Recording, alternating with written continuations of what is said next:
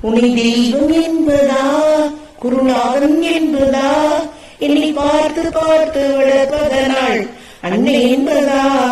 உன்னை தெய்வம் என்பதா குருநாதன் என்பதா என்னை பார்த்து பார்த்து வளர்ப்பதனால் அன்னை என்பதா?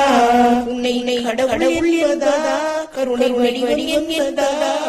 உன்னை கடவுள் என்பதா கருணை வடிவம் என்பதா?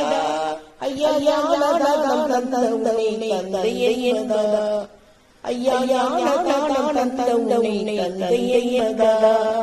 உன்னை கடவுள் என்பதா கருணை வடிவம் என்பதா?